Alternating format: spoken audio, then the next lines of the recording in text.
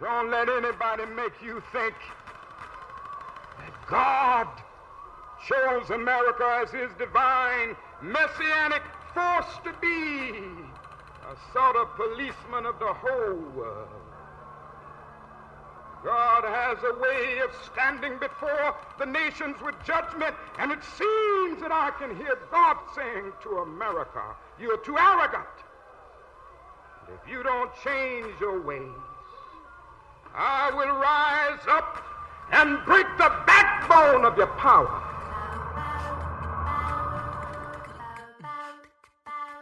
Otep, this is Femi here with Freedom Now. And your ears are in tuned at high frequencies in a liberated zone.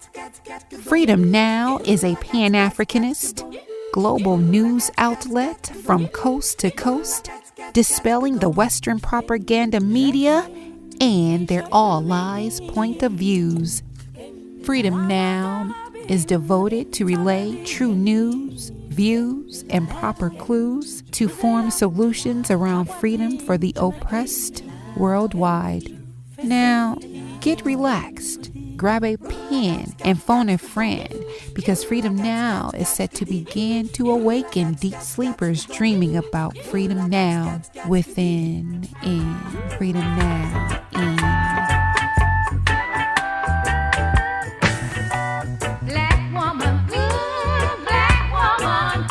Habarigani. This is Sister Thade with Freedom Now's agenda for this Women's History Month, Saturday, March 11th, 2023. We commence with our sister, Luyanda Kuboka, and the African Drumbeat Historical Calendar. Then, this hour, prolific author, radical historian, professor of African American Studies at the University of Houston, and Freedom Now co-producer, Dr. Gerald Horne interviews Kimberly Marshall, daughter of the late Black Panther Party Field Marshal Donald Cox, author of the book Making Revolution, My Life in the Black Panther Party, which is the subject of the discussion today. Then, later in the hour, Dr. Horne interviews Kathleen D. Cahill, the Walter L. and Helen P. Ferry Professor in Middle American History at Penn State University and author of the book Recasting the Vote, How Women of Color Transformed the Suffrage Movement. Our music clip mix includes MLK, Zap Mama, Prison Radio Commentaries, Judy Moat, Danilo Perez, Matt Ray, Horace Silver, Graham Dector, and more. So sit back, tell a friend, and as always we stand ready for revolution.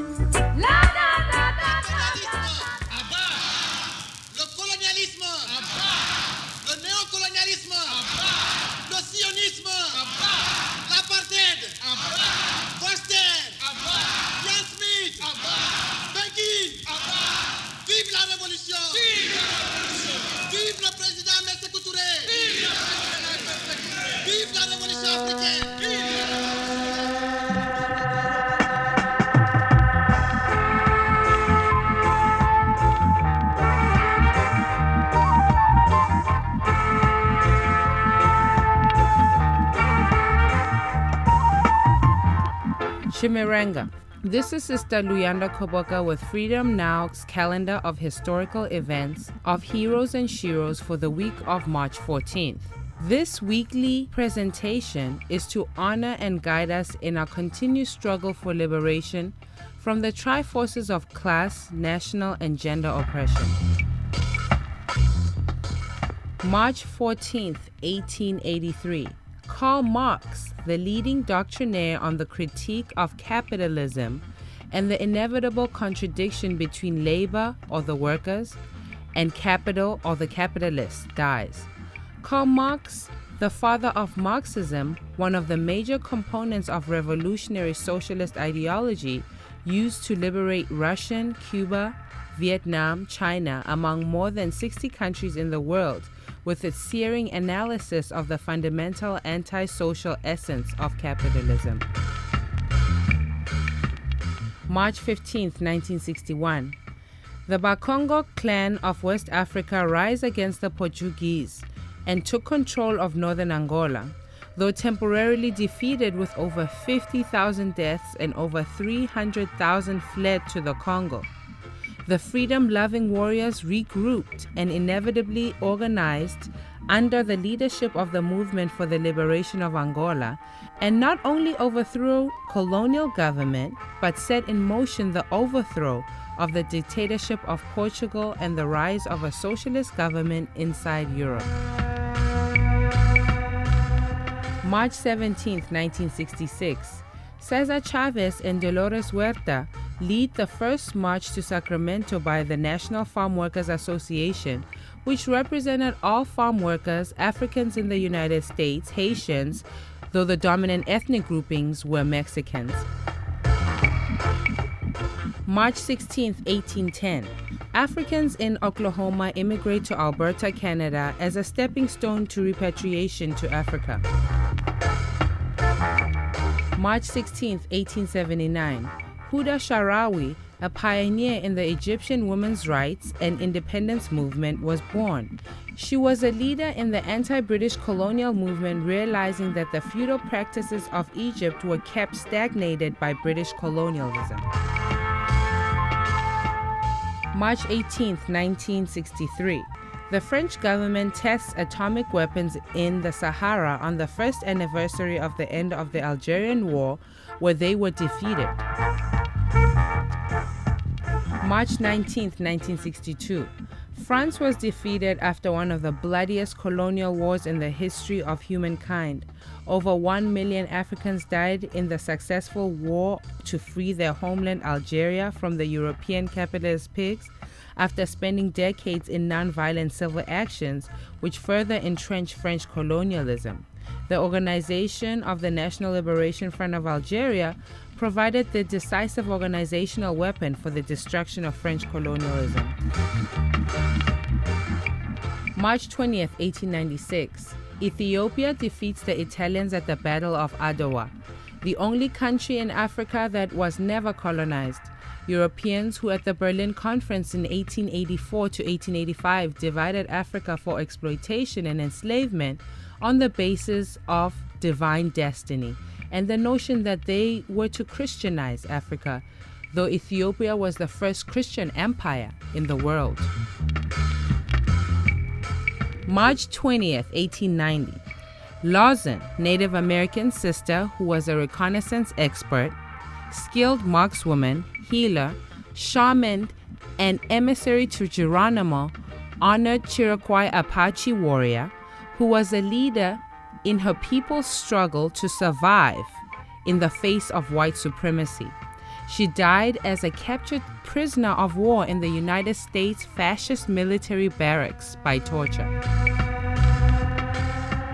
This has been Sister Luyanda with our Revolutionary African Drumbeat Historical Calendar here at KPFK 90.7 FM in Southern California, 98.7 FM in Santa Barbara, and streaming live on the World Wide Web, kpfk.org.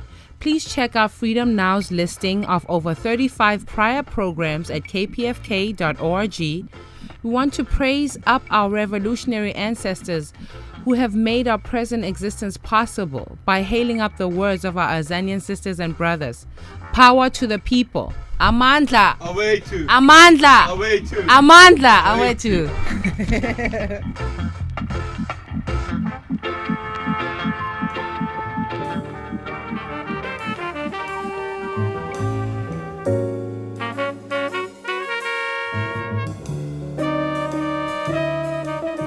This is Gerald Horne for KPFK, kpfk.org, and with me on the line is Kimberly Marshall, daughter of the late Black Panther Party Field Marshal Donald Cox, and you may know that Donald Cox is the author of the book, Making Revolution, My Life in the Black Panther Party, and that book and his life will be the subject for our discussion today. Thank you for joining us on Freedom Now, KPFK Los Angeles, Kimberly Marshall. Well, thank you very much for having me. Well, thank you for joining us. So, who was Donald Cox? I understand that his roots are in Western Missouri, that his grandfather was enslaved. What else can you tell us about him? Well, he was a country boy, and he ended up moving to California from Missouri to get better opportunities because how things were back in the 40s and 50s. And he came out and lived with his uncle and his aunt.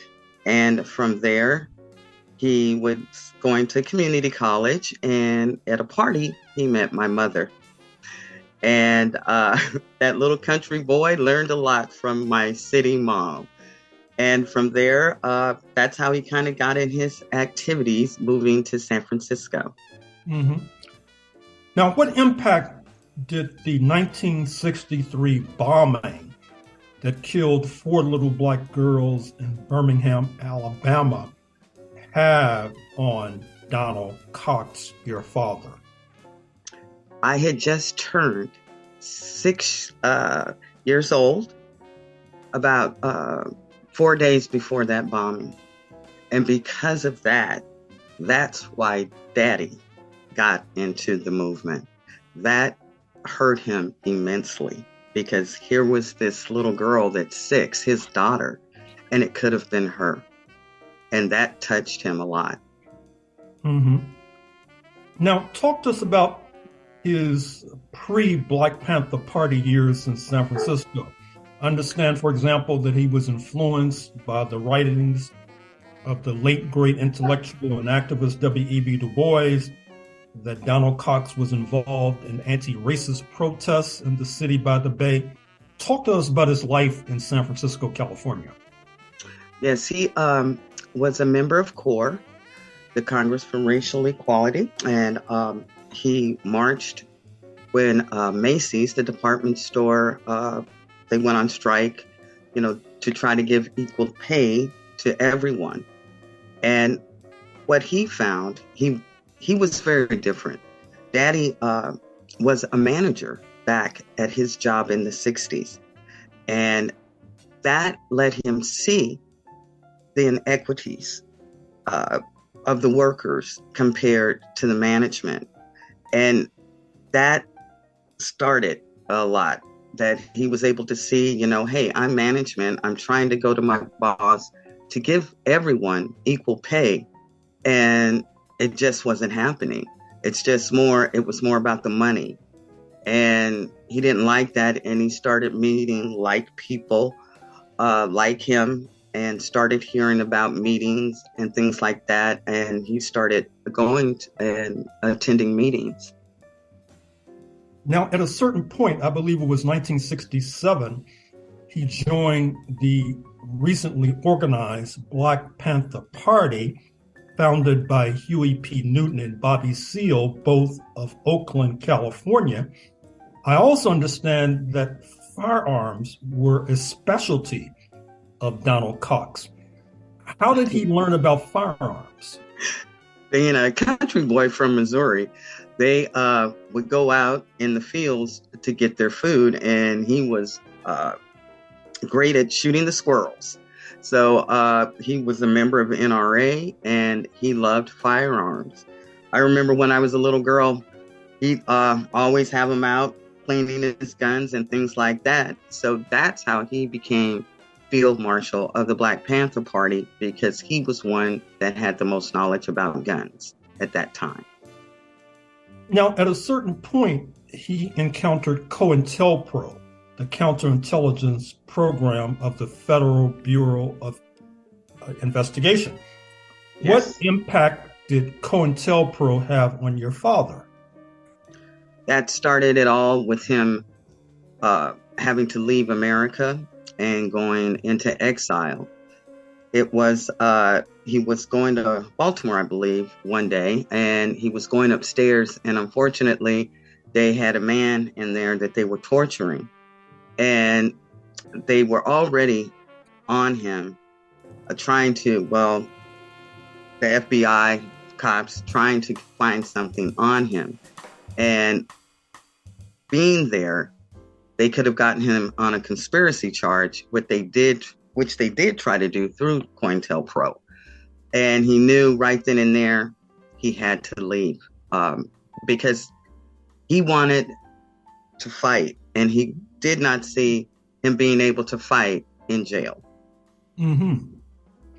Now, he left and he winds up in North Africa, Algiers, Algeria, and the Black Panther Party had established one of its first overseas legations in that North African country. Talk to us about his life in North Africa. How long was he there? What was he doing while he was there? Well, he ended up there in Algiers, but during that time, that was also when Huey was released from jail. And unfortunately, that's when the so-called split happened. And the good things that they were trying to do over there in the international section went south. He ended up having to leave Algiers, but basically he went underground for a few years. He was able to keep good relations with the Algerian government, so he was able to stay while others might have had to leave or go somewhere else, because he did not have anywhere else to go. He couldn't come back here, and he didn't know French at the time, the language, so he was stuck in Algiers for quite a few years that I didn't even know about till I was able to talk to him later. A lot of people, we just didn't know where he was. He just disappeared. And it ended up, he was there about 4 or 5 years underground, and he ended up going to Paris after that.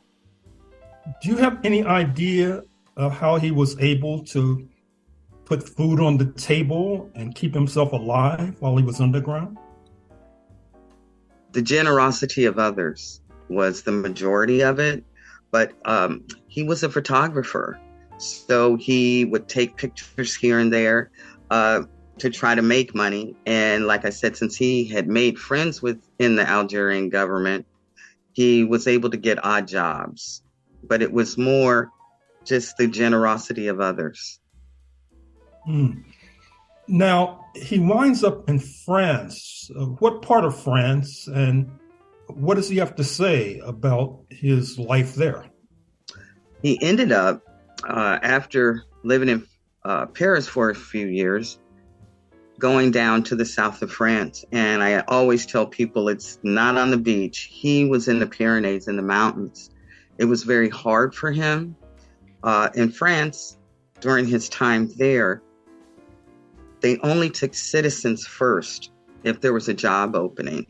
So he would have to wait, and usually the job would be gone. He was living a very, very hard life, but he bought a little farmhouse.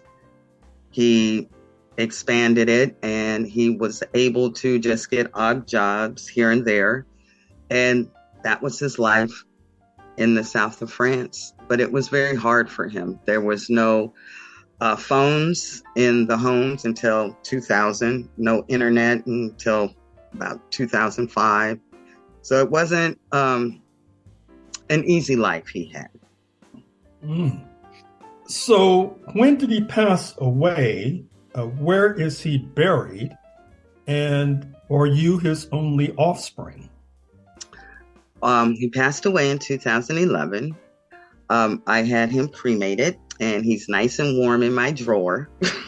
I tell people that. And I'm sorry, what was the rest of your question? What about his other family members? Oh, they're in Missouri, they're in San Francisco. My brother, he lives outside of Dallas in Flower Mound, and I have a bunch of first cousins on my dad's side. It's strange. A lot of people say how close I am to my dad's side, being a child of divorced parents, but I know my dad's family just as much as I know my mom's, and they're here in California, and the others are either in Missouri or Kansas. Are any of them, including yourself, I should add, walking in the footsteps of Donald Cox in terms of activism, for example?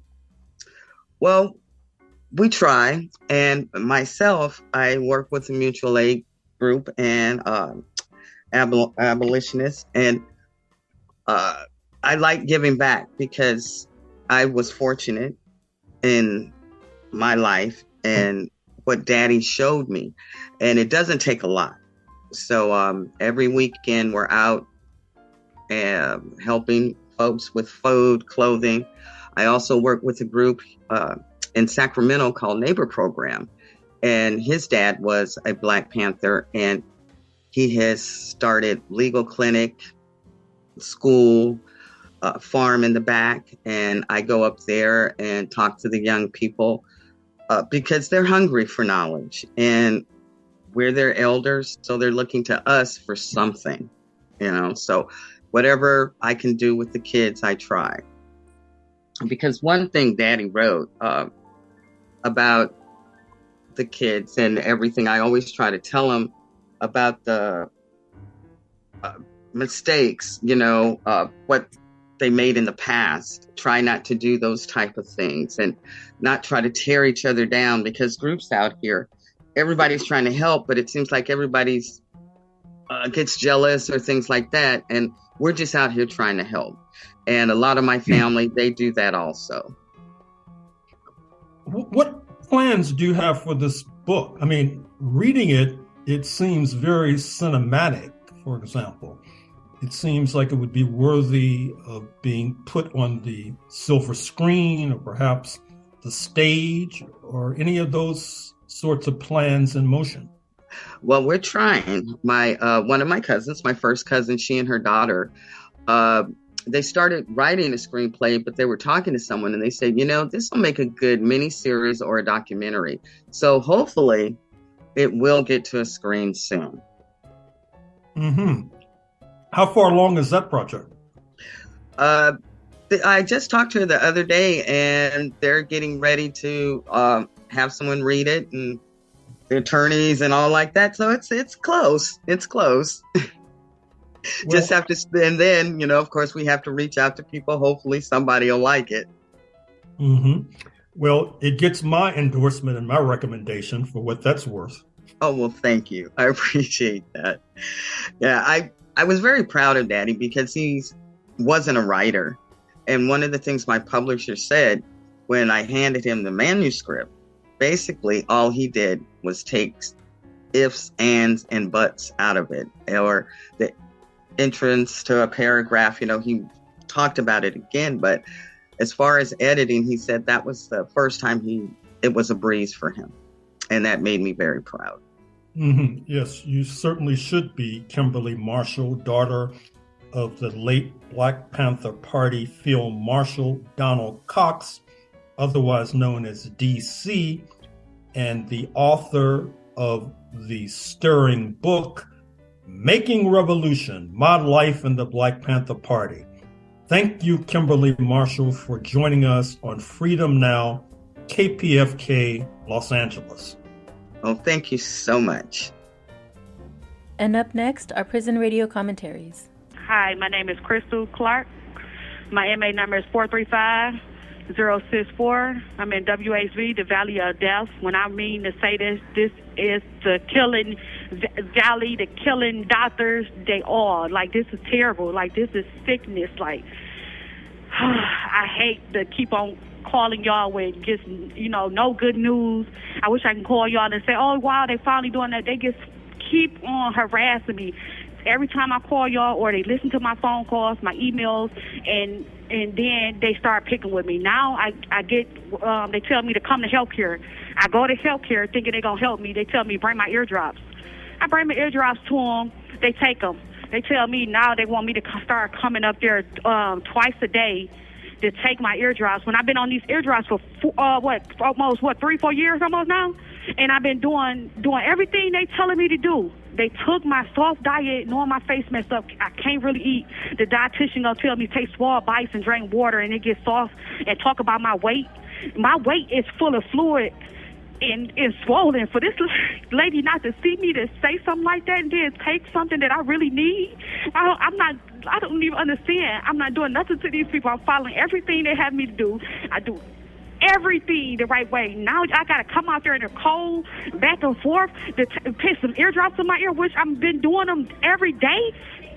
every day, every time. I've been taking all my medicine on time, doing everything they asked me to do, and now they taking stuff from me like this is totally unacceptable. This is wrong. Didn't even sit me down and explain to me. Just take it like I'm just nobody, like I'm just nothing.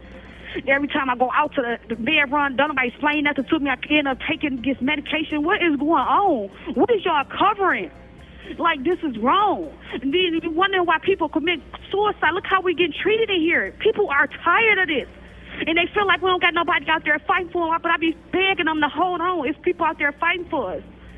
But people are tired. I mean, you cannot blame these people. This is terrible.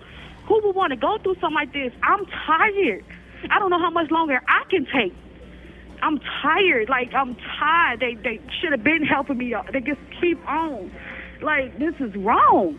This is totally wrong. I'm sick of this. Nobody just sitting me down telling me anything. I barely can eat anything. Not getting the trays they bring me. They throw all the food on top of each other, be all food all on it. This is wrong. This is wrong. Like, and they're very aware of this. And I'm asking this McIntosh, this lady, this nurse supervisor, they talk to me any kind of way. Talk to all us, not just one of us. Dog these older people out. Tell us what we can't do and all this. Like her and her daughter and I think her name is Robinson, Nurse Robinson, supervisor. They are terrible. Like, and ain't nothing being done with these people. Nothing. They letting them do whatever they want. I asked her, like, why is y'all taking it? Could you explain to me? Why ain't nobody telling me nothing? I got to come over there and let y'all hit something in my ear that I'm doing every day. You want me to come out there and call? Then you take my food, talk about my weight, and knowing it's fluid and nobody doing nothing? This is unacceptable. This is unacceptable. Like, they trying to cover it up from this mold, knowing this mold is killing us. This food is killing us. This water is not safe. Why we ain't focusing on that? And I got these bacteria just keep on just coming and not going nowhere. Like, this is a shame. Maybe you should test all of us. Maybe we should put the word out there. You test all of us and see how many people got what I got. Like, this is wrong. They told me I was going to be on IV antibiotics, lied to me, and now they put me on the same antibiotics I've been on so many times. Just eat my stomach up, and y'all told me I couldn't take it no more. Now I'm not getting that. They just playing games with my life. The wages of deregulation. A train races through the cool, wintry air, its wheels churning on iron rails until sparks burst into flames. And in the blink of an eye, a city in western Ohio becomes the latest scene of a railroad chemical disaster. For some of the trains contained vinyl chloride, which erupts into flame, belching dark funnels of poisoned air into an early morning sky. And a local town called Palestine also erupts into fits of fear and fury. They roar, how could this happen? How could it? One way is when politicians, eager to please voters, cut taxes. You know what happened? Deregulation. That other beloved cost cutter, right? Deregulation, that favorite target of so-called conservatives, also cut something else: safety. The disaster that struck Palestine, Ohio, will give residents heart palpitations and deep worry for generations, at least. How many headaches, cancers, or even unknown diseases may result from this massive chemical spill? No one really knows. Deregulation causes needless disasters. It's, as the saying goes, penny wise and pound foolish, and it may yet cause lives. With love. This is Sister Flora, and you are listening to Freedom Now at KPFK 90.7 FM in occupied Mexico, including Los Angeles, 98.7 FM Santa Barbara, 93.7 FM in San Diego, and streaming live on the web at kpfk.org. Today's program, as well as 10 prior editions, can be reheard at kpfk.org/audio archive, and scroll down to Freedom Now. From 12 to 1 p.m., following Freedom Now is our sister Assumpta. with Spotlight Africa addressing issues facing Mother Africa. For a truly alternative international perspective on world affairs, check out RTTV Russia, CCTV China, and online at Presna, Latina Cuba Telesur Venezuela, News 24 South Africa, and Press TV Iran. We will now continue with historian Professor Dr. Gerald Horne. This is Gerald Horne for KPFK, kpfk.org, and with me on the line is Kathleen D. Cahill, Walter L. and Helen P. Ferry, professor in Middle American History at Penn State University, and author of the book Recasting the Vote: How Women of Color Transformed the Suffrage Movement. Thank you for joining us on Freedom Now, KPFK Los Angeles, Professor Cahill. Well, thank you so much. I'm thrilled to be here. And we're thrilled to have you. And just for the sake of our audience, I should mention a little background that post-1865, formerly enslaved men, via an amendment to the U.S. Constitution, the 15th Amendment, received the right to vote on paper, at least, post-1865. And approximately a century ago, women received the right to vote, but for most Black Americans, men and women, the right to vote, generally speaking, arrives only with the arrival of the Voting Rights Act of 1965, which has been under assault recently by the U.S. Supreme Court. Having said that, Professor Cahill, why did you write this book, Recasting the Vote? Oh, it's a great question. So at the time that I started thinking about it, I was teaching at the University of New Mexico. And I myself am actually from California, though I'm from Northern California. And in New Mexico, when I was teaching women's history, the story of the suffrage movement didn't really fit with the story of my students, right? So many of them in New Mexico were either of Hispanic heritage or indigenous heritage. And from California, it's such a multicultural society. And suffrage is often told from the East Coast perspective and kind of places like New York City.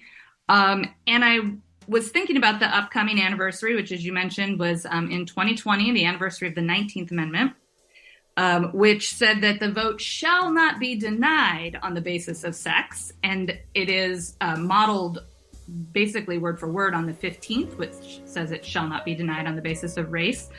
But that's not quite the right to vote, and we can talk about that. It's that you can't use sex to keep people from voting. So I was thinking about that anniversary and thinking about how could I make it relevant to my students in New Mexico. And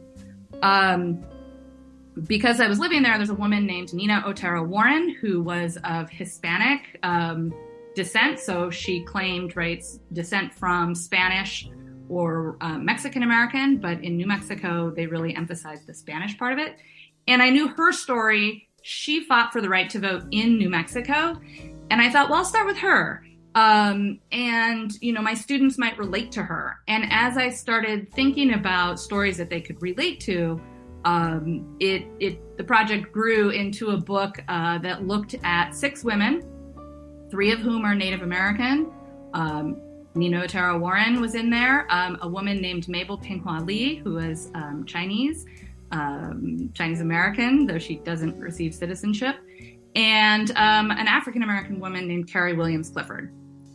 And so I thought by telling their stories, it really expanded this history of suffrage that made it more applicable, or something that my students could see themselves in. Now, in your comment, you drew a distinction between the right to vote on the one hand and denying the vote on the basis of sex on the other. What did you mean by that distinction? So, we often think that there is a right to vote in the Constitution, but it's really these sort of negatives, right? The ways in which the right can't be denied. So again, it can't be denied on the basis of race, class, or previous condition of servitude. It can't be denied on the basis of sex. And so what that meant, and and it was certainly something that I learned as I was working on this project and learned from reading particularly scholars of African American women's history, is that the 19th Amendment in 1920 didn't necessarily mean that women of color could vote, because there were lots of other laws that kept them from voting that weren't about sex, right? So there were poll taxes, there were kind of all of the Jim Crow laws that we think of in the American South. And then for particularly Native women and Asian American women, they were blocked from citizenship and so couldn't vote on that basis.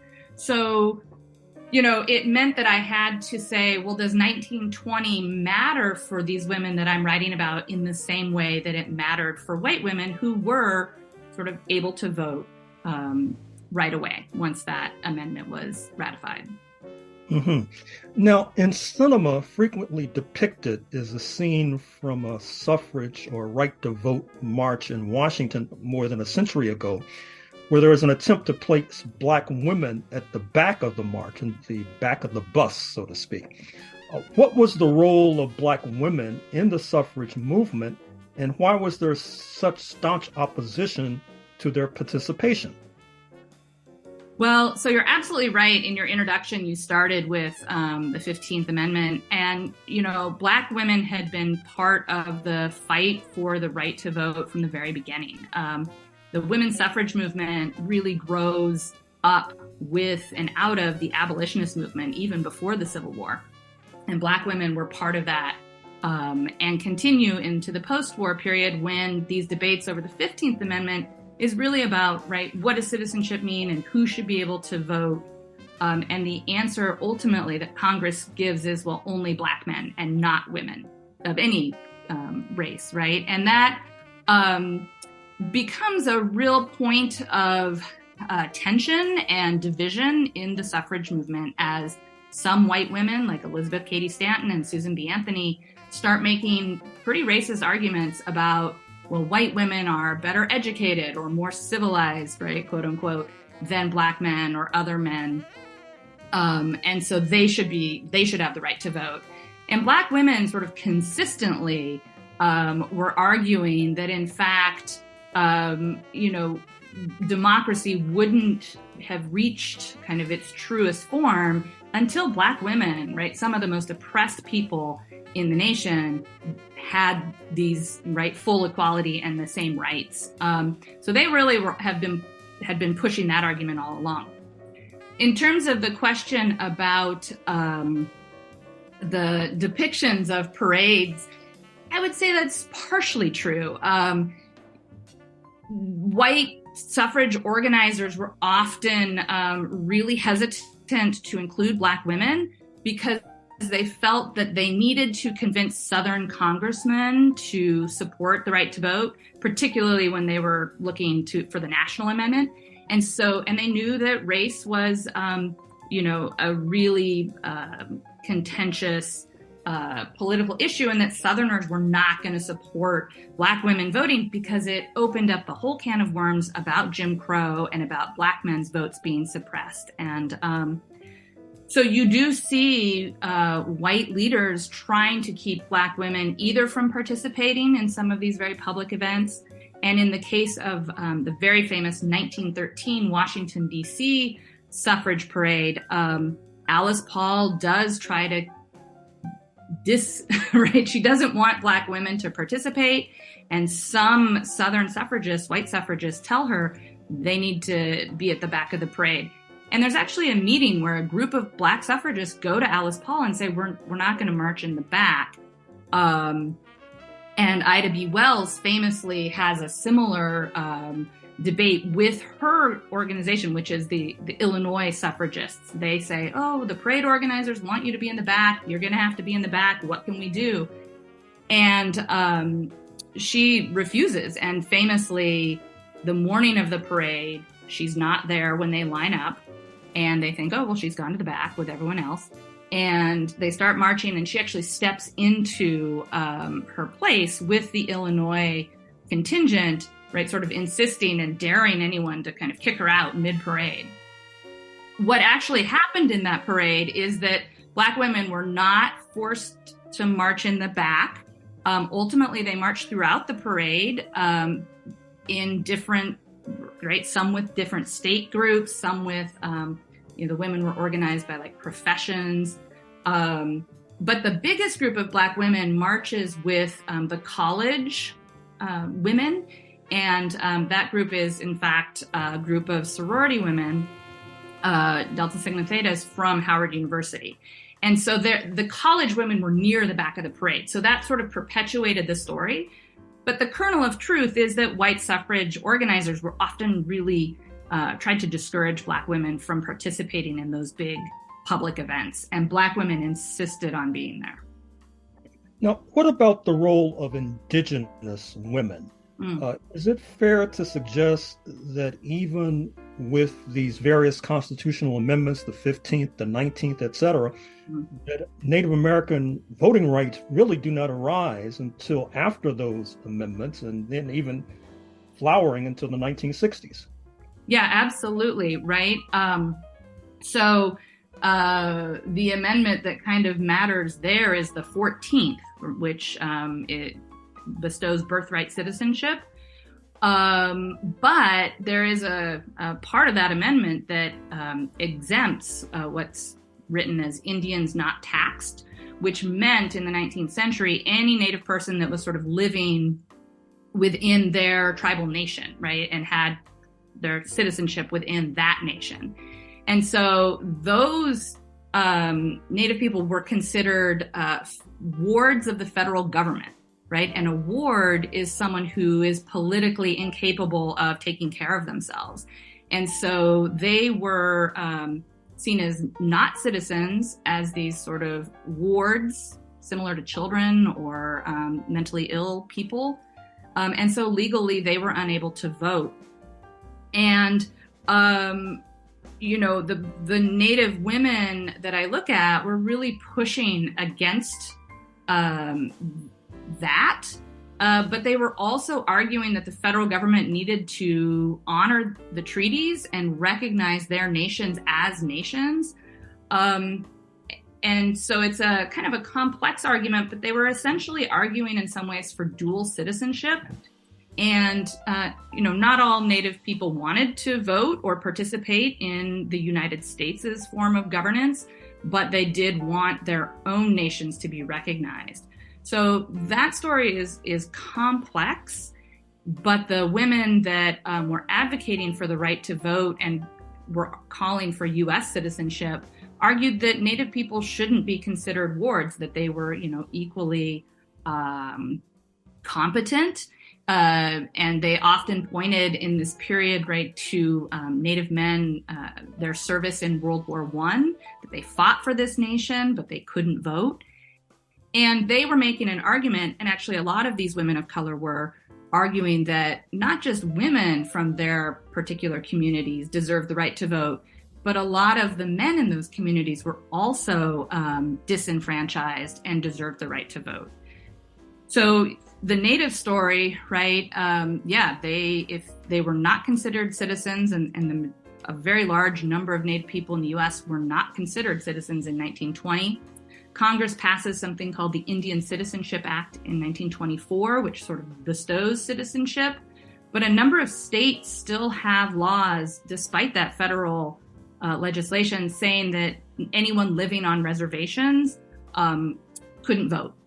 So that struggle goes on through the 20th century, and it's really after World War II, some veterans returning home and suing, so men. And then really the Voting Rights Act is really important, and particularly some of the amendments in the 1970s for finally helping Native people access the right to vote. There are still problems with access, but at least some of those legal barriers are gone. What about the role of Mexican American women and other Latinas in the suffrage struggle? Yeah. So I look at, as I mentioned, Nina Otero Warren, who was in New Mexico. And New Mexico is kind of a unique case. It's the one state that comes out of the territory that the United States took from Mexico that has a large population of Hispanic or Spanish speakers is sometimes a term I use. And they don't consider themselves Mexican American, in part because they see how the U.S. treats Mexican Americans who are coming as immigrants or who are in places like Texas or California, where there are much smaller populations. Because there's a bigger population in New Mexico, they have some political power, and Mexican American men could vote there. So the women in New Mexico have the support of Spanish-speaking men and advocate for the right to vote. So Nina Otero Warren's family is very politically powerful. One of her cousins is a territorial governor. Her uncle is in the state legislature.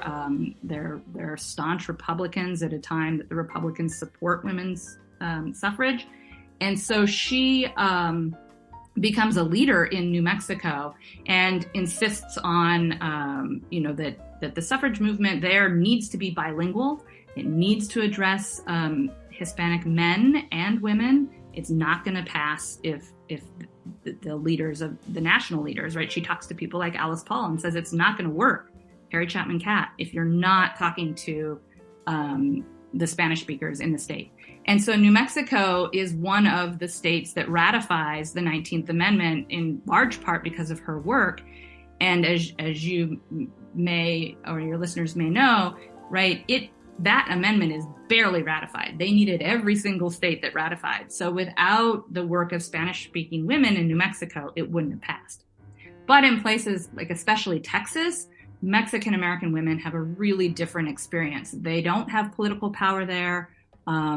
Many of them are quite poor. They're often, right, agricultural workers. And their experience is a lot closer to African-Americans in Texas. So the poll tax keeps them from voting. Texas has sort of a one-party rule, and it's the Democratic Party. And so Mexican Americans and African Americans were really kind of shut out of politics, the men.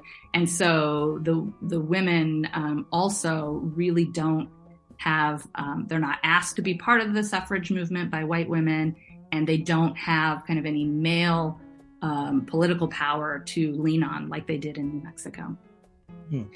And what about the role of Asian American Pacific Islander women?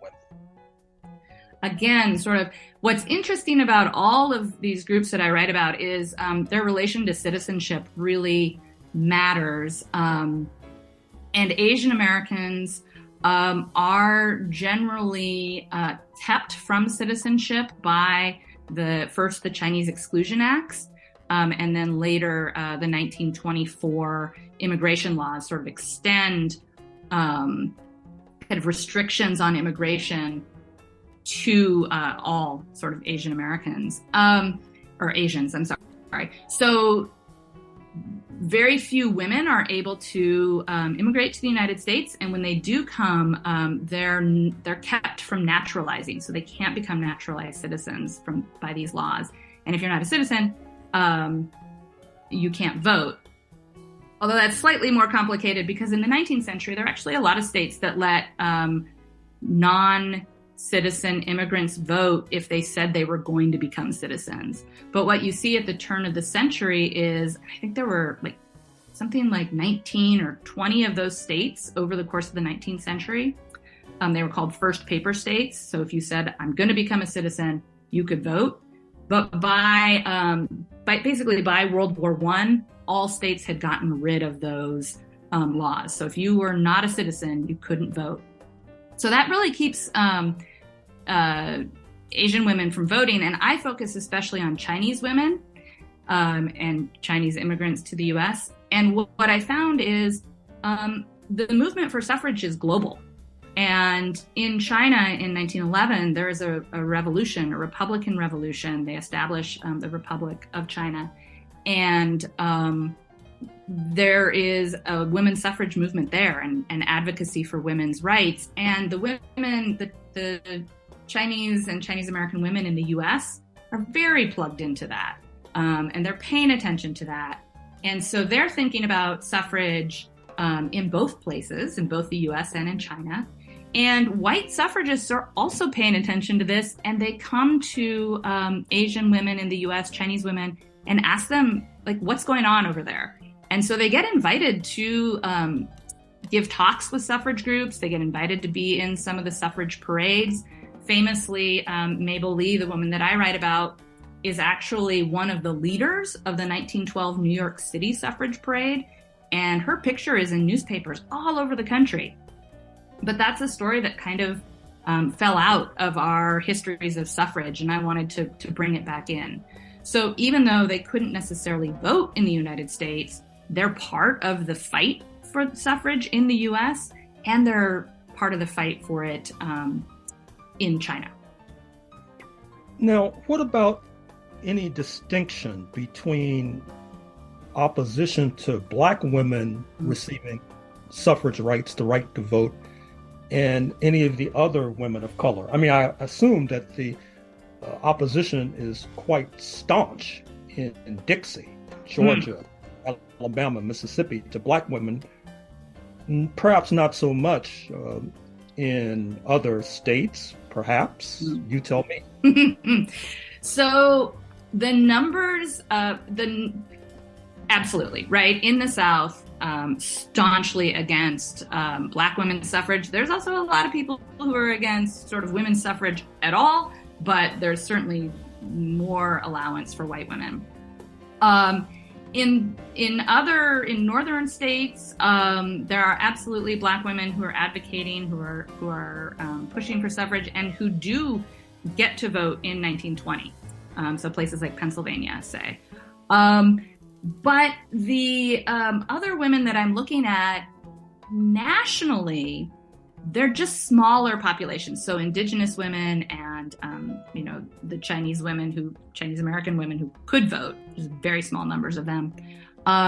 They're a lot smaller, so they're not as threatening. And so the white suffrage organizations actually really welcome them kind of as symbolic, or to talk about their communities because they're kind of exotic. But that is not the case, right, as we said, with Black women, where they really don't want Black women to participate, because Black women would have, and Black communities would have significant voting power in certain places. Now, if you look in the West, where there are larger populations, and particularly states where there are significant indigenous populations, there's a lot of resistance to the idea of Native women voting, just as there is resistance to the idea of Native men voting. One thing you see white suffragists do is this kind of erasure of women of color, though, where they use a kind of rhetorical strategy where they say, "Oh, can you believe that Mexican American men or Chinese men or Native men can vote, but white women can't," which again is what they were saying after the 15th Amendment. And that argument kind of erased the women of color, right, who were suffragists and who wanted the right to vote. And so on one hand, women of color sort of share the fact that they do face prejudice and racism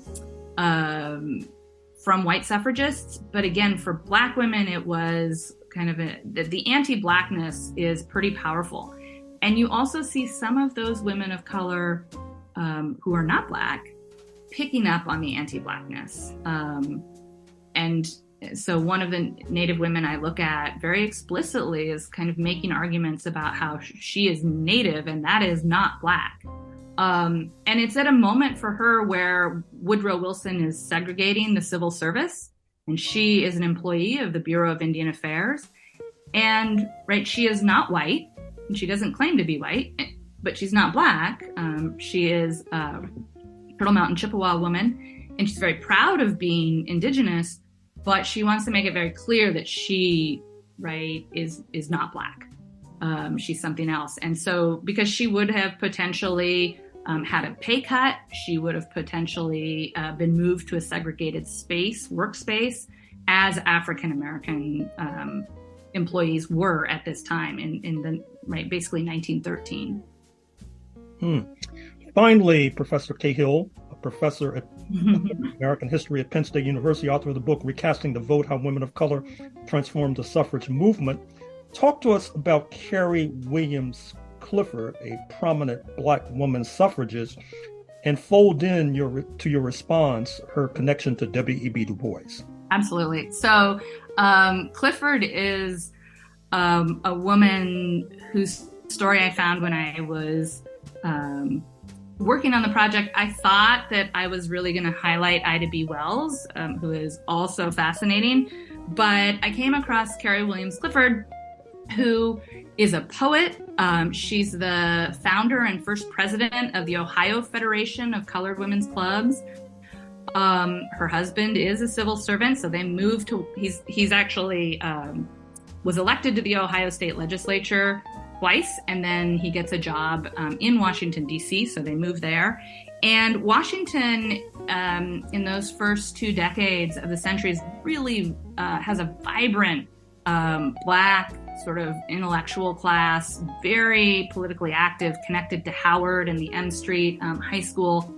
And Carrie Williams Clifford is part of that. She's involved in many of the women's clubs, and she also is one of the founders of the Washington branch of the NAACP. And she is good friends with Du Bois. They correspond. She kind of holds him up as a role model to her children. And together, they and other Black suffrage leaders like Mary Church Terrell are advocating for women's suffrage. And Du Bois really supports this. He is the editor of The Crisis at the time, and he has, I think, 2 special issues on suffrage. He puts together a roundtable of about 25 kind of intellectuals, Black intellectuals across the country to argue, to put arguments forth for women's suffrage. And Clifford is, again, kind of right in the heart of this. She's one of the women who marches in that 1913 parade, and it's because of her that we know much about the Black women's participation. She writes an article for The Crisis where she names a number of the women and says where they marched. And she was, as I mentioned, a poet, and she really cared about women's history.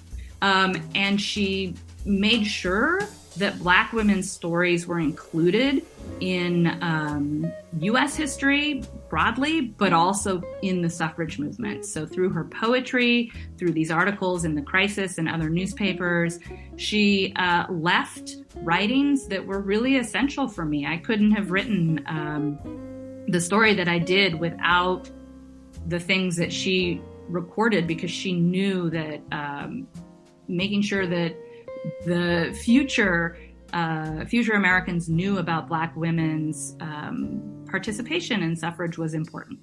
So she's fantastic. I love her. Okay, well, I'm afraid we're going to have to leave it there. Professor Cahill, Walter L. and Helen P. Ferry, Professor of Middle American History at Penn State University, author of the book Recasting the Vote, How Women of Color Transformed the Suffrage Movement. Thank you for joining us on Freedom Now, KPFK, Los Angeles. Thank you so much. And in closing, we'd like to thank our guests, Kimberly Marshall. Thank you, Dr. Kathleen D. Cahill. Thank you to our producers, Dr. Gerald Horne, Sister Flora, Sister Femi, Brother Brandon, our board op Wendell, and all those who made today's program possible. This program, as well as prior programs, can be reheard for the next 60 days. You can go to kpfk.org, audio archive, scroll to Freedom Now. Signing off for Freedom Now, this is Sister Thage, and until next week, as always, we stand ready for revolution.